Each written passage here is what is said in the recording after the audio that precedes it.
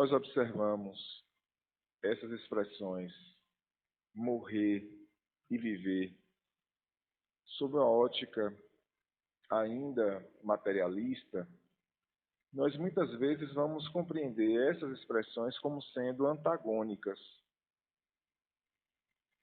Contudo, em conformidade com as luzes que nos são dadas pela nossa doutrina espírita, nós vamos ter uma outra perspectiva acerca dessa temática. Porque conforme nos esclarece a questão de número 23 do Livro dos Espíritos, todos nós, na condição de espíritos imortais que somos, fomos criados como um princípio inteligente, uma centelha divina. E é da lei a necessidade de passarmos por sucessivas experiências reencarnatórias, nas quais nós vamos nos aprimorando, nos amadurecendo paulatinamente, até que possamos chegar um dia à condição de espíritos puros, quando não mais haverá a necessidade de passarmos pelas provas que são inerentes à reencarnação. Então, em verdade, nascer, morrer, renascer, progredir e sempre, esta é a lei que nos é apresentada pela nossa doutrina espírita.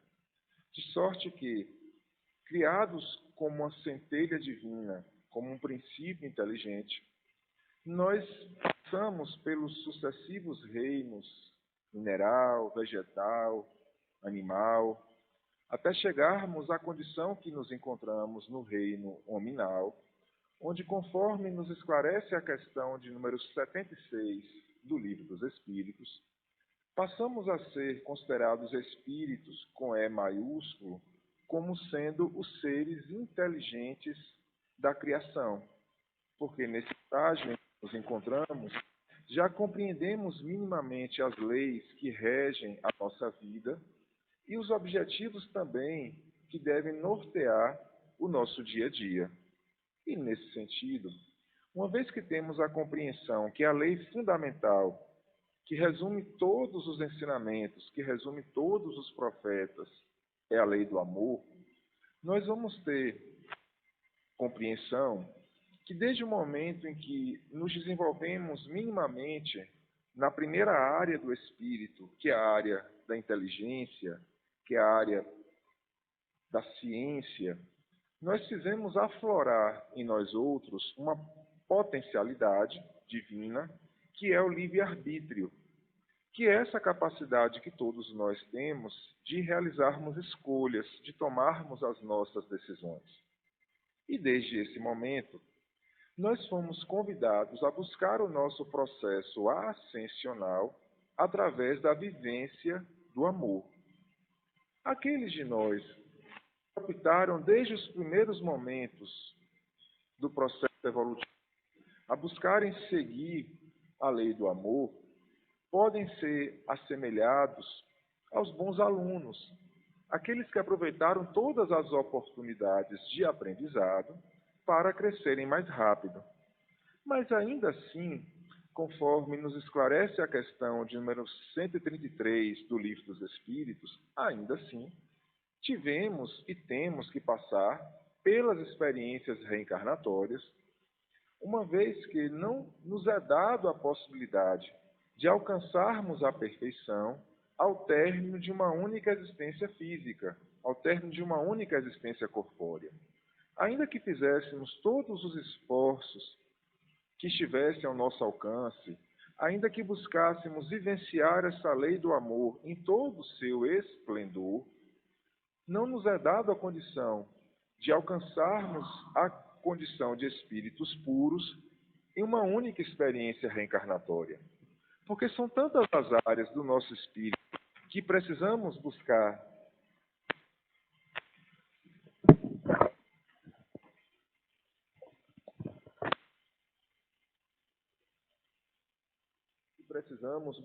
desenvolver, que aquilo que nós imaginamos ser a perfeição, longe ainda se apresenta da verdadeira perfeição.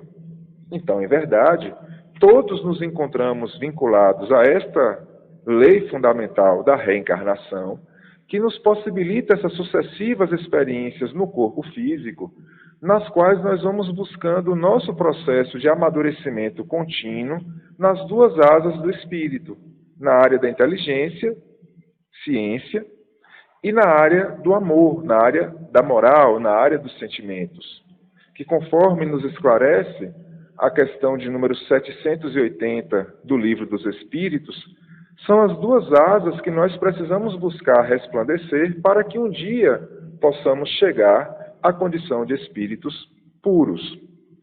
A nossa doutrina espírita, ela nos esclarece com muita segurança de que não existem seres privilegiados da criação. Então, alguns de nós não fomos criados simples e outros fomos criados perfeitos. Não, todos partimos exatamente do mesmo ponto de partida, conforme nos esclarece lá a questão de número 115 do Livro dos Espíritos. Todos somos criados exatamente da mesma forma, simples e ignorantes. Mas o momento que nós fomos criados, na condição de espíritos imortais que somos, não fora rigorosamente o mesmo. Porque conforme nos esclarecia o Cristo, o nosso Pai Celestial, ele jamais cessou de trabalhar. E, portanto, o processo criacional, ele permanece até os dias atuais, conforme inclusive vem nos demonstrando a ciência, no sentido de que o universo está em constante expansão. Então, da mesma forma que nós temos uma idade do ponto de vista biológico, nós também temos uma idade do ponto de vista espiritual, o que faz com que alguns de nós tenham mais experiências do que outros. E, além disso, uma vez que temos o livre-arbítrio, as opções que nós fomos fazendo ao longo do nosso processo evolutivo foram diferenciadas. Então, nem todos nós abraçamos a lei fundamental do amor desde os momentos iniciais do nosso processo evolutivo.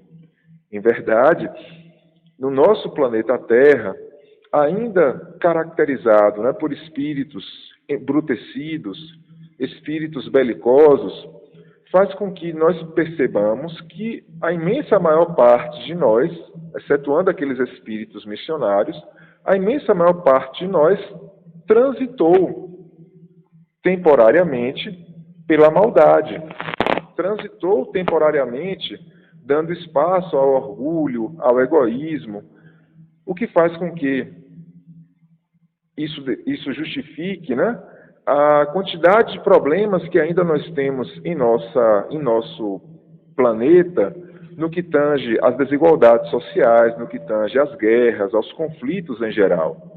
Então, em verdade, nós temos ainda uma diversidade de características, de pendores, o que demarca o estágio evolutivo em que cada um de nós se encontra dentro desse processo ascensional. Mas, espíritos imortais que somos, todos nós nos encontramos vinculados a leis divinas que regem a nossa existência, independentemente de nós a aceitarmos, independente de nós a conhecermos ou não.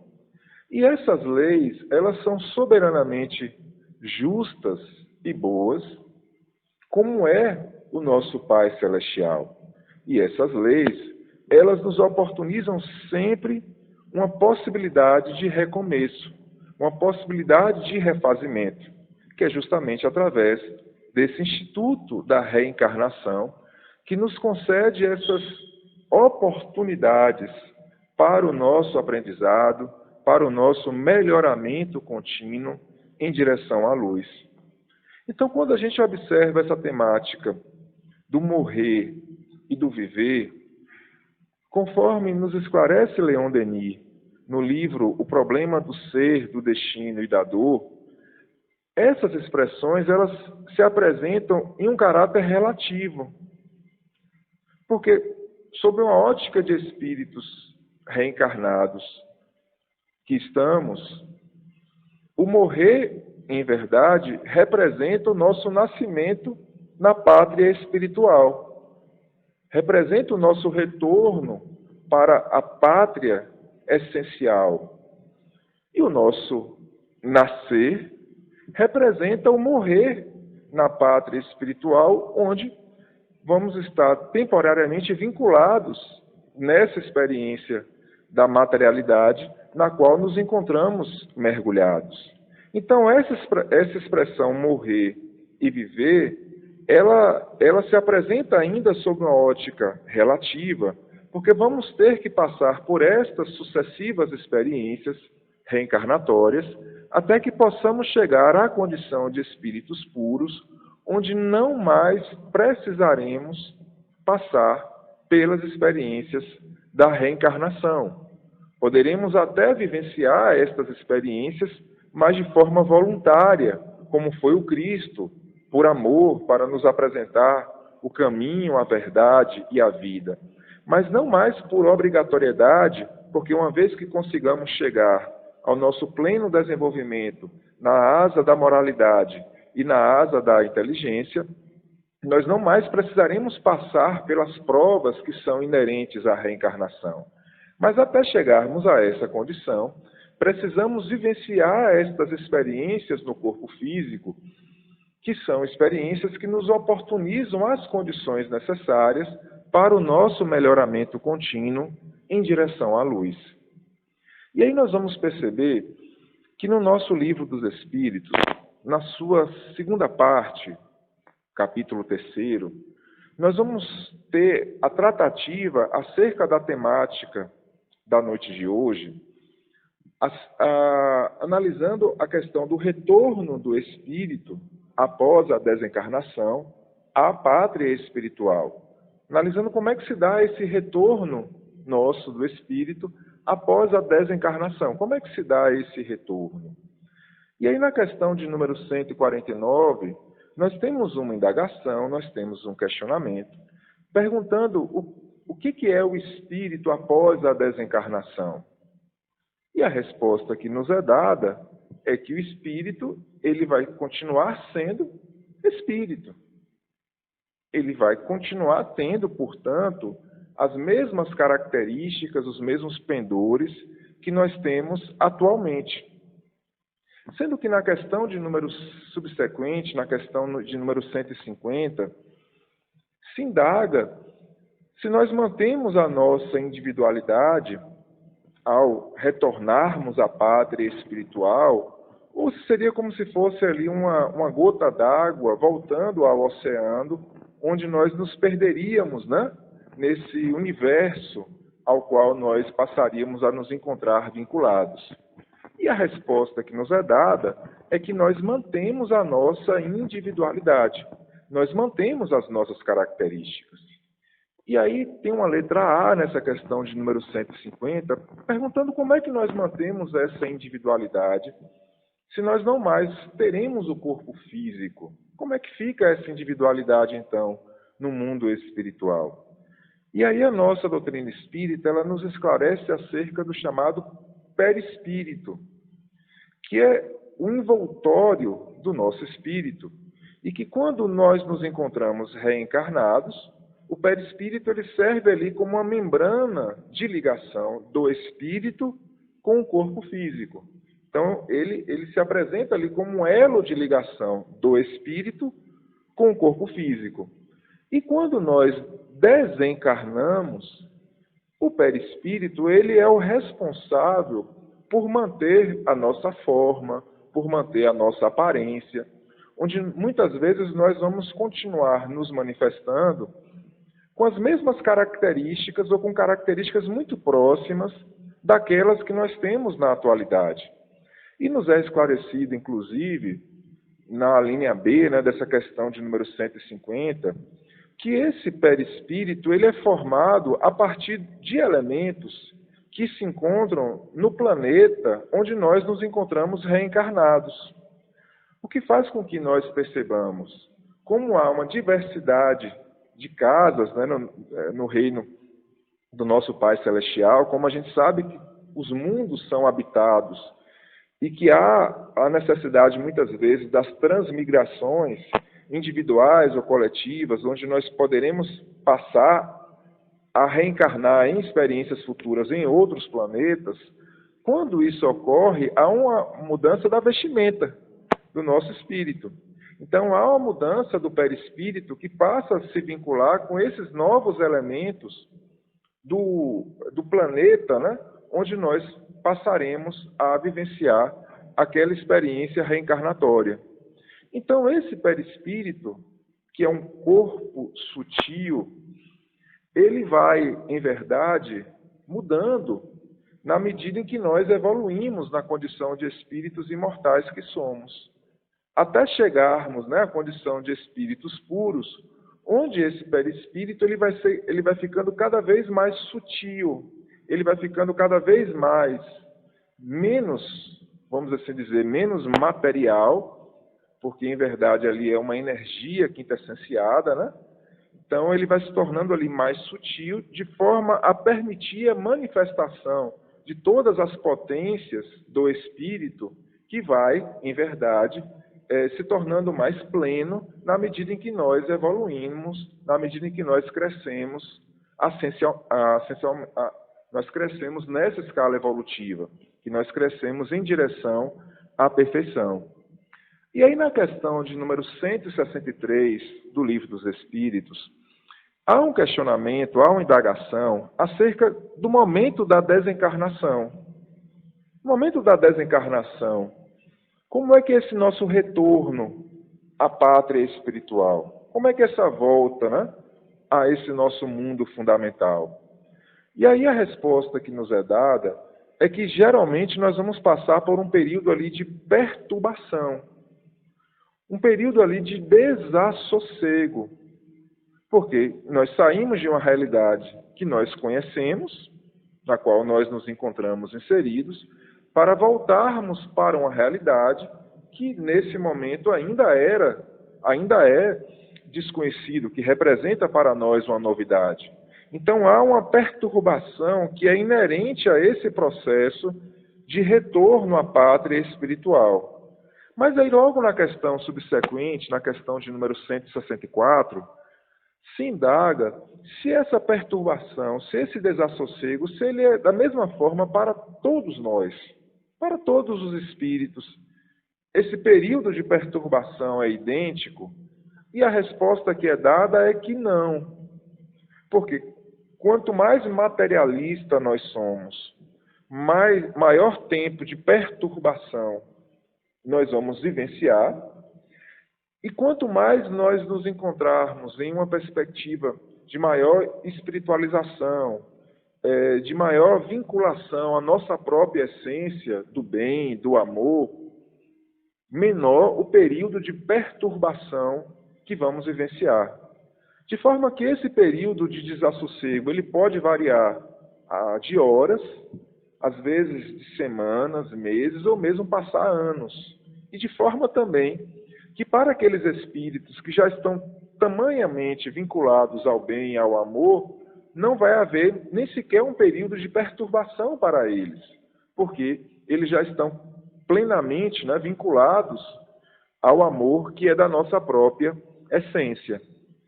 E aí na questão subsequente, na questão 165, se indaga se o conhecimento do Espiritismo, se ele facilita esse processo de retorno.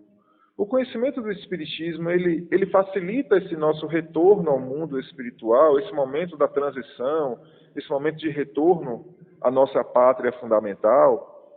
E a resposta que é dada é que sim, o conhecimento do Espiritismo, ele auxilia esse processo, porque ele permite que nós possamos compreender minimamente a realidade ali na qual nós passaremos a ficar vinculados e essa situação que nós estamos a passar naquele momento ali da transição. Mas conforme nos é apresentado nessa resposta da questão de número 165, apesar do conhecimento do Espiritismo nos auxiliar nesse processo, ele não é o determinante. O determinante para facilitar o nosso retorno é a prática do bem e a consciência tranquila. Então, o conhecimento do Espiritismo, ele nos auxilia, mas ele não é o elemento determinante que fará com que nós passemos por um momento menor ou maior de perturbação espiritual. Ele não é o determinante. Os elementos que efetivamente vão ser mais fundamentais para definir essa questão vai ser a prática do bem e a consciência tranquila. E aí, quando nós analisamos a questão da consciência tranquila, a nossa doutrina espírita, ela nos esclarece acerca do planejamento reencarnatório que antecede o nosso renascimento no corpo físico. De maneira a nos esclarecer, conforme está na questão de número 257 do Livro dos Espíritos, que há todo um planejamento realizado pela espiritualidade amiga, com a nossa participação, no qual são definidos os gêneros de provas, no qual são definidas as questões fundamentais que nós teremos que vivenciar nesta experiência reencarnatória. E esse planejamento reencarnatório, no qual são definidos esses gêneros de provas que nós temos que vivenciar, esse planejamento reencarnatório ele é feito pela espiritualidade amiga com a nossa participação, levando em consideração os nossos méritos, levando em consideração, portanto, as nossas conquistas evolutivas, as nossas possibilidades, mas levando em consideração também as nossas necessidades, os nossos desafios, as nossas responsabilidades do passado que precisam ser honradas. Então, sopesando na balança as nossas possibilidades com as nossas necessidades, é feito um planejamento reencarnatório na qual as questões fundamentais da nossa existência são previamente traçadas, são previamente planejadas. Então, as questões fundamentais, a família onde nós vamos reencarnar, o país onde nós vamos nascer, eventualmente determinadas dificuldades físicas ou psicológicas, as questões fundamentais da nossa existência são previamente planejadas. Esse planejamento reencarnatório, ele é realizado em conformidade com uma lei, que é muito conhecida por todos nós, que é a lei de causa e efeito, ou também denominada de lei de ação e reação, que já havia sido anunciada pelo Cristo quando ele nos dissera que a semeadura é livre, mas que a colheita é obrigatória, de forma a nos chamar a atenção que nós temos uma liberdade de ação, mas tudo aquilo que nós fazemos ou deixamos de fazer tem consequências em nossas vidas. Então, quando fazemos o bem, colhemos o bem, mas quando somos indiferentes ou quando fazemos o mal, nós colhemos as dificuldades, os sofrimentos que são inerentes à inobservância das leis divinas em nossas vidas. Mas essa lei de causa e efeito, como todas as leis divinas, elas se encontram fundamentadas na lei central, na lei básica, essencial, que é a lei de amor. E, portanto, essa lei de causa e efeito, ela não se apresenta como é a lei de ação e reação na física, de forma que se a gente faz uma ação em determinado sentido, a gente recebe uma reação no sentido inverso, na mesma proporção, na mesma intensidade, na mesma extensão. Não é dessa maneira, porque o Cristo ele já havia nos asseverado que o bem é capaz de aplacar uma multidão de pecados. O Cristo já havia nos asseverado que não se colocam fardos pesados em ombros leves. Então, às vezes, nós temos enormes responsabilidades, enormes dívidas. Mas se nós não temos ainda uma capacidade de resgate, como a lei divina ela se encontra fundamentada na justiça e na misericórdia que é inerente ao nosso Pai Celestial, então se nós não temos ainda a capacidade de resgate, isso é deixado para amanhã, por vir, lá para frente. Nos é dado ali um período de moratória, onde nós vamos ter uma condição de buscar o nosso desenvolvimento, buscar a nossa melhoria, para que quando estivermos mais amadurecidos, mais fortalecidos, possamos começar a experienciar as consequências dos nossos equívocos do ontem. Então, esse planejamento reencarnatório, ele é realizado levando em consideração as nossas possibilidades, levando em consideração as nossas necessidades, e como ele é da lei divina, ele se encontra gravado na nossa própria consciência. Conforme, né, nos esclarece a questão de número 621, né, do Livro dos Espíritos, é na consciência que se encontram gravadas as leis divinas. E como o planejamento reencarnatório é da lei divina, ele se encontra gravado na nossa própria consciência. Daí porque, intimamente, cada um de nós sabe onde é que se encontram as suas maiores responsabilidades, onde é que se encontram os seus maiores compromissos. Então, às vezes, a gente olha ali uma conduta de um nosso companheiro e a gente não entende por que ele se esforça tanto em determinada área ali da sua existência, que para nós, do ponto de vista racional, não faz muito sentido, mas que para ele tem toda uma lógica por conta do planejamento reencarnatório, por conta da programação individual que é realizado para cada um de nós. E aí, como esse planejamento reencarnatório, ele leva em consideração a nossa realidade do espírito, a nossa história individual, cada um de nós tem as suas próprias responsabilidades. Cada um de nós tem os seus próprios compromissos. Daí porque, dentro dessa temática, a gente não deve ficar muito preocupado com a realidade do outro, porque o outro tem os seus compromissos, as suas responsabilidades.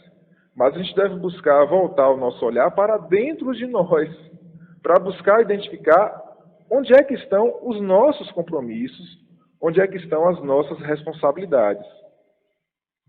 O que faz com que a gente consiga, então, compreender melhor a questão de número 919 do Livro dos Espíritos, quando nos é esclarecido que o meio prático mais eficaz para buscarmos o nosso progresso passa pelo autoconhecimento. Passa pela necessidade que todos nós temos de nos conhecer. Por que o meio prático mais eficaz para o nosso progresso passa pelo autoconhecimento? Porque nenhum de nós reencarna como uma folha em branco. Nós reencarnamos trazendo a nossa bagagem reencarnatória gravada em nosso íntimo, gravada em nosso eu mais profundo. E essa bagagem reencarnatória, ela estabelece as nossas possibilidades evolutivas. Então, nós reencarnamos trazendo facilidades em algumas áreas e nós reencarnamos trazendo as nossas dificuldades em outras áreas. Nós reencarnamos trazendo facilidades e trazendo as nossas dificuldades. Ocorre que muitas vezes, por um olhar muito aligeirado que nós temos para com a vida, a gente não para muitas vezes para refletir sobre a nossa própria existência, para buscar verdadeiramente nos conhecer. E todas as vezes que a gente não busca olhar para dentro de nós, para buscarmos nos conhecer, a tendência natural vai ser repetirmos os mesmos erros, os mesmos equívocos que já estamos a praticar em diversas e diversas experiências reencarnatórias. Porque, meus irmãos, dentro do planejamento reencarnatório, nós precisamos passar por situações que nós já falhamos no passado. Dentro do planejamento, nós precisamos passar por situações onde nós já nos equivocamos, que é o que se chama de provas, né? Nós precisamos passar pelas provas. E essas provas, elas nos remetem muito àquilo que nós denominamos como sendo as tentações. As tentações. Nós precisamos ser tentados. Nós precisamos passar por situações onde no passado nós já nos equivocamos muito, para que agora a gente faça diferente. Ocorre que como a gente não tem, geralmente, uma maior preocupação de buscar nos conhecer, de buscar olhar para dentro de nós, para tentar identificar a realidade do nosso espírito, com as suas fraquezas e com as suas potencialidades, como a gente muitas vezes não faz esse mergulho no nosso eu mais profundo, a gente vai manifestando as nossas tendências sem nem se dar conta que nós estamos manifestando as nossas tendências.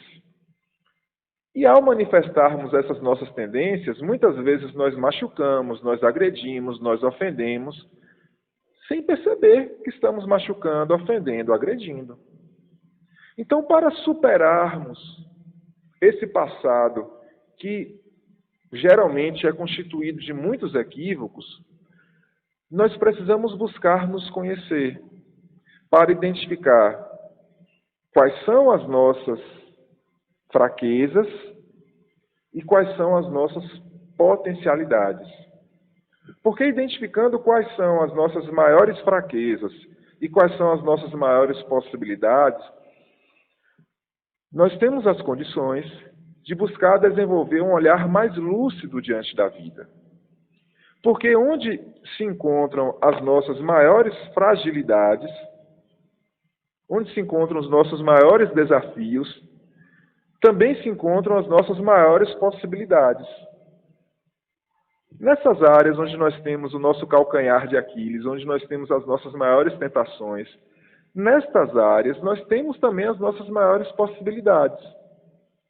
Porque muitas vezes nós estamos ali caindo em tentação porque estamos mobilizando os nossos atributos para finalidades inadequadas.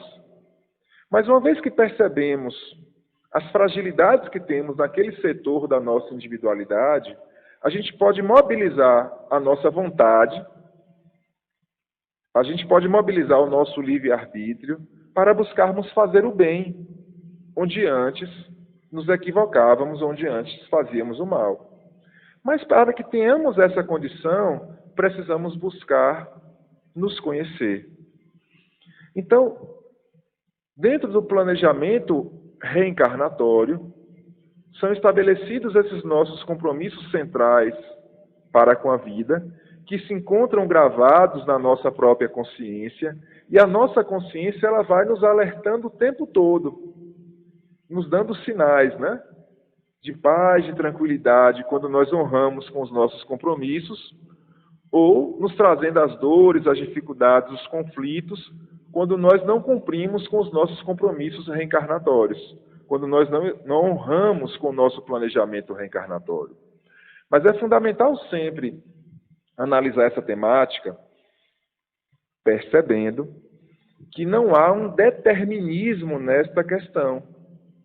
Porque conforme nos esclarece o capítulo 5º, do Evangelho segundo o Espiritismo, que trata das chamadas justiça das aflições, nós temos as causas anteriores das aflições que nos remetem ao planejamento reencarnatório, que nos remetem aos compromissos do ontem, mas nós temos também as causas atuais das aflições, que nos remetem aos comportamentos, às atitudes que nós estamos tendo no hoje, no agora.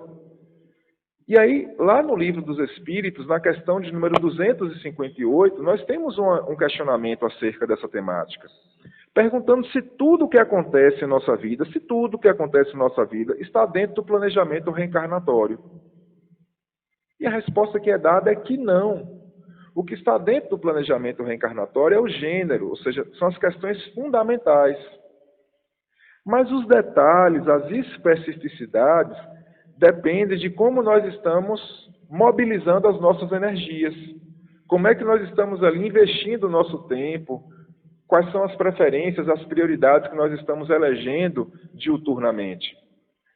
E isso vai fazer todo um sentido para nós, porque na medida em que nós buscamos fazer o bem, nós abrandamos os nossos débitos, nós suavizamos os nossos compromissos, as nossas responsabilidades. Mas, quando damos espaço à indiferença, ou quando damos espaço à maldade, às vezes nós vamos criando compromissos extras. Nós vamos criando dificuldades adicionais que não estavam dentro do planejamento. Então não é que tudo estava programado, não. Muitas das questões que ocorrem no nosso dia a dia são resultantes daquilo que nós estamos fazendo no hoje. Agora, precisamos compreender, evidentemente, que o nosso passado, ele influencia diretamente no nosso presente.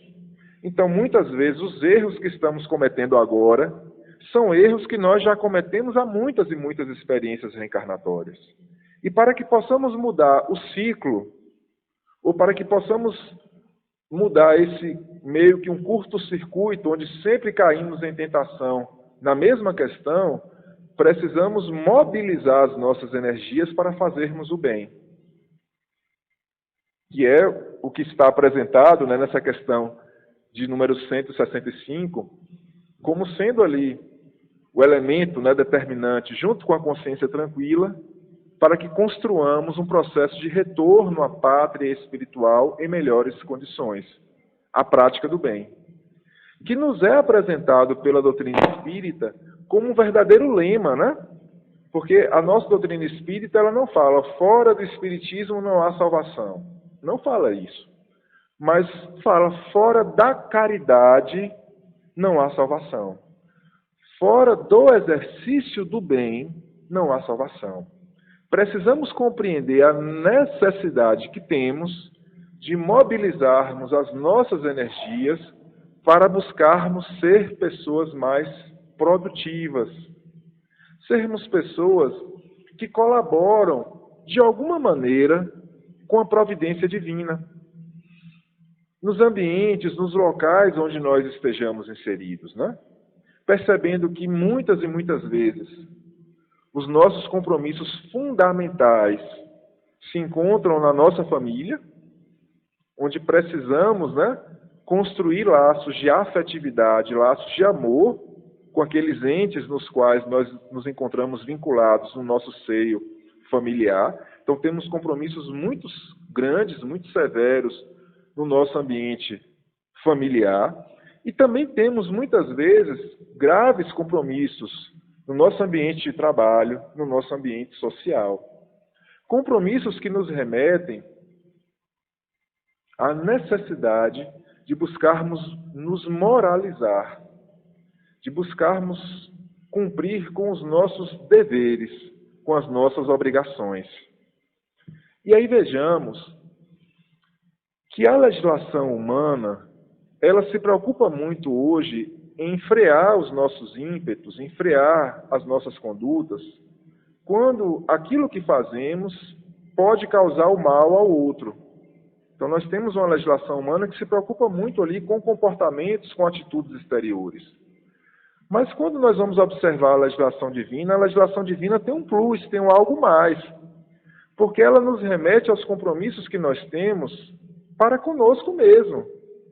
Há compromissos que são muitas vezes ali muito silenciosos, compromissos que não nos remetem a uma prática exterior, a uma prática externa, mas compromissos que nos remetem a buscarmos ter paz conosco, com a nossa consciência, cultivando bons pensamentos, tendo um olhar de otimismo para com a vida, tendo um maior agradecimento para tudo que acontece no nosso entorno, buscando, portanto, nos vincular ao nosso Pai Celestial. Então, essa prática do bem, que nos remete a honrar com os nossos compromissos, nos conclama a mobilizar os nossos atributos, a mobilizar as nossas potencialidades divinas que estão gravadas em cada um de nós, para sairmos de uma zona da inércia, para sairmos muitas vezes ali de uma zona de indiferença, onde queremos apenas ser ajudados, e que possamos então querer ajudar, possamos então querer fazer alguma coisa. Percebendo que o que se espera de nós não são as grandes obras, o que se espera de nós é aquilo que está ao nosso alcance, aquilo que nós temos efetivamente condições de desempenhar.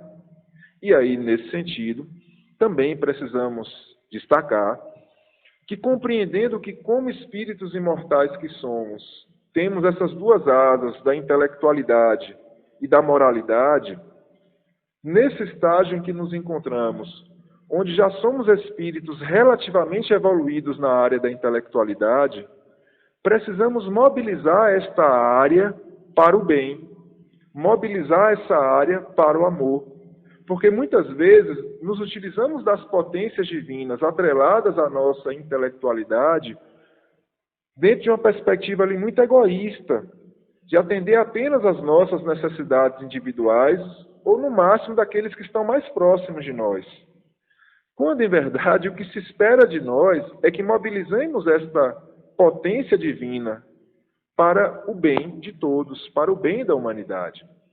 Buscando perceber que quando a gente analisa aquela escala dos espíritos, né, que nos é apresentada a partir da questão de número 99, né, do Livro dos Espíritos, nós vamos geralmente nos enquadrar na condição de espíritos imperfeitos, porque ainda está muito presente em nós, né, o orgulho, o egoísmo, esse olhar materialista para com a vida. Então, geralmente, a gente se enquadra ainda na condição de espíritos imperfeitos. Mas para que possamos dar o passo subsequente, para nos tornarmos espíritos bons, quando nos habilitaremos a passar pela porta estreita, que nos levará a um mundo melhor, um mundo ditoso, para que possamos ir para o estágio subsequente dos espíritos bons, precisamos nos desenvolver no campo da moralidade, no campo do amor. Precisamos desenvolver em nós um olhar de solidariedade, um olhar de fraternidade. Vejamos, superando o individualismo, superando o materialismo e desenvolver um olhar em nós de solidariedade, de fraternidade, mobilizando as nossas energias, portanto, para a prática do bem, para o exercício do amor. Nós compreendemos, né, o enorme desafio, né, que nós espíritas vivenciamos no nosso dia a dia, porque sabemos que não devemos ser espíritas de hora marcada, né? O nosso compromisso, em verdade, é sermos espírita 24 horas por dia, 7 dias por semana, né? É termos uma conduta única, uma postura única em todos os ambientes, em todos os locais que estamos inseridos. É buscarmos, conforme nos esclarece, né, o capítulo 17 do Evangelho segundo o Espiritismo, que trata da temática Sede Perfeitos, onde vai estar afirmado que o verdadeiro espírita é aquele que busca domar as suas próprias mazelas e buscar ser a cada dia um pouco melhor do que era no ontem. Então, se a gente mobiliza as nossas energias para buscarmos fazer o bem, se a gente faz essa viagem interior buscando nos conhecer, buscando identificar onde é que estão as nossas fragilidades, mas também onde é que estão as nossas potencialidades, a gente vai construindo uma perspectiva diante da vida, onde a gente consegue sair da inércia e buscarmos estar a caminhar no exercício da amorosidade, no exercício do bem, buscando fazer brilhar a nossa luz, buscando a cada dia um processo de moralização interior, interna de cada um de nós.